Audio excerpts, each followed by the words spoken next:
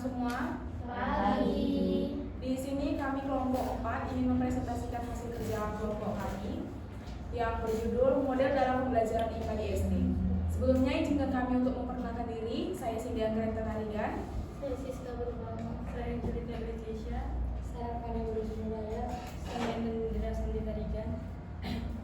Kita masuk ke pembacaan materi. Pengertian model pembelajaran.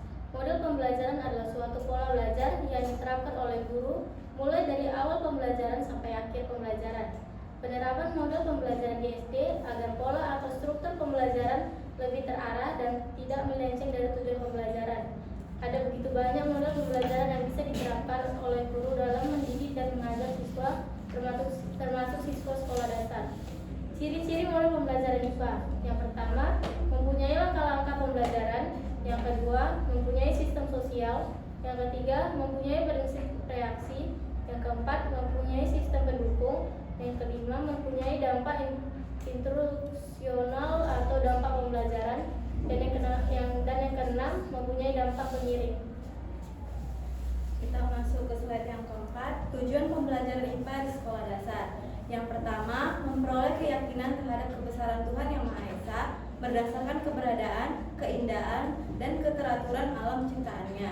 Yang kedua, mengembangkan pengetahuan dan pemahaman konsep-konsep IPA yang bermanfaat dan dapat diterapkan dalam kehidupan sehari-hari. Ketiga, mengembangkan rasa ingin tahu, sikap positif, dan kesadaran tentang adanya hubungan yang saling mempengaruhi antara IPA, lingkungan, teknologi, dan masyarakat. Yang keempat, mengembangkan keterampilan proses untuk menyelidiki alam sekitar, memecahkan masalah, dan membuat keputusan. Yang kelima, meningkatkan kesadaran untuk berperan serta dalam memelihara, menjaga, dan melestarikan lingkungan alam. Slide yang kelima, model yang cocok untuk pembelajaran IPA. Yang pertama, model pembelajaran somatik, auditory, visual, intelektual, atau SAVI. Sebuah model yang menggabungkan berbagai jenis pembelajaran, yaitu somatik atau melalui gerakan tubuh, auditory melalui suara, visual atau melalui gambar, dan intelektual atau melalui teks dan pemikiran.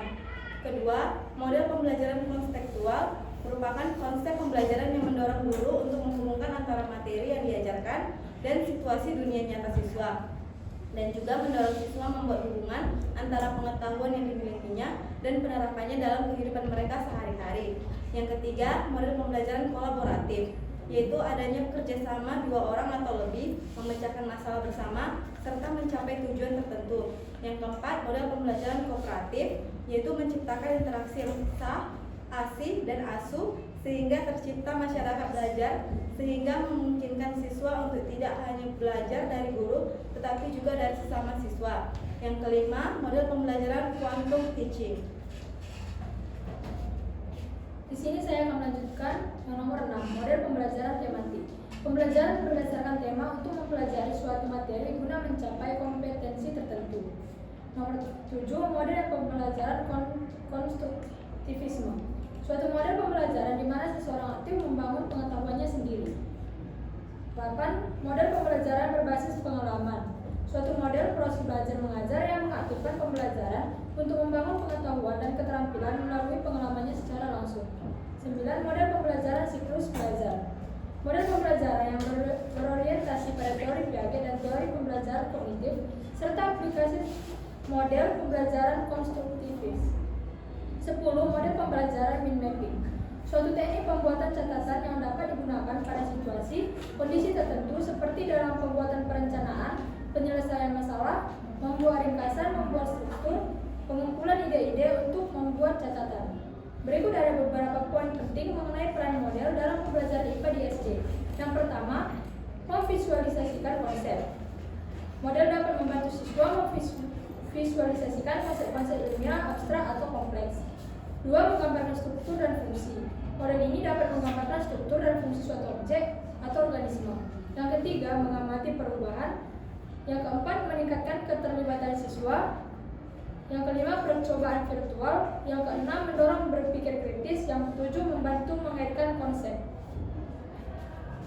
Di sini Kesimpulan dari model pembelajaran IPA di SD yaitu membantu siswa memahami konsep-konsep ilmiah dan mengembangkan keterampilan observasi, eksperimen, dan pemikiran logis. IPA membantu siswa memahami hubungan antara manusia, makhluk hidup, dan lingkungan alam, serta pentingnya menjaga keberlanjutan lingkungan.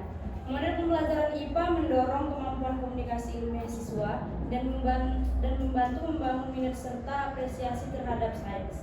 Siswa diajak untuk menjadi peneliti kecil yang mengamati fenomena alam dan mencari jawaban atas pertanyaan ilmiah. Melalui model pembelajaran IPA, siswa belajar menghubungkan ilmu pengetahuan dengan kehidupan sehari-hari dan mengembangkan pemahaman yang lebih mendalam tentang dunia di sekitar mereka. Sekian presentasi dari kelompok kami. Jika teman-teman